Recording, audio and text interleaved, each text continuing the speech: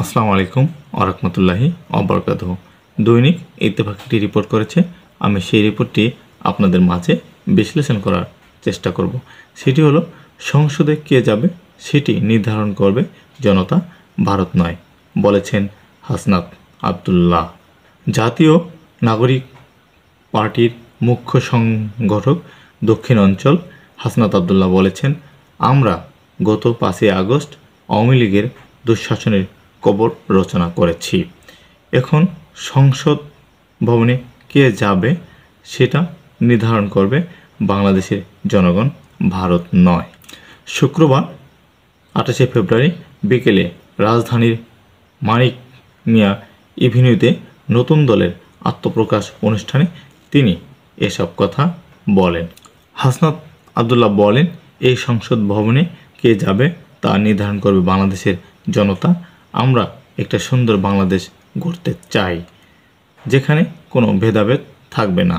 তিনি আরও বলেন, স্পষ্ট হত্যাকাণ্ডকে বিডিআর বিদ্রোহ বলে চালানো হয়েছে। আপনারা দেখেছেন শাপলা চত্বরে আমাদের দাড়ি টুপিওয়ালা ভাইদের ওপর রাতের অন্ধকারে কিভাবে গণহত্যা চালানো হয়েছে। আপনারা দেখেছেন কিভাবে দিনের ভোট রাতে দেওয়া সংস্কার চালু হয়েছে।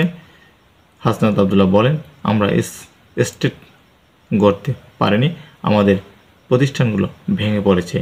আমরা সুশাসন নিশ্চিত করতে পারিনি, আমরা স্বাধীন বিচার বিভাগ নিশ্চিত করতে পারিনি। আমরা কমিটমেন্ট দিতে চাই, আমাদের ইনস্টিটিউটগুলো প্রপারলি গড়ে তুলব। বিভাজনের রাজনীতির ঊর্ধ্বে উঠে আমরা একতারা রাজনীতি বাংলাদেশে চালু করব। আমরা স্টেট উন্নয়ন করব। এ হলো হাসনাত আবদুল্লাহর বক্তব্য।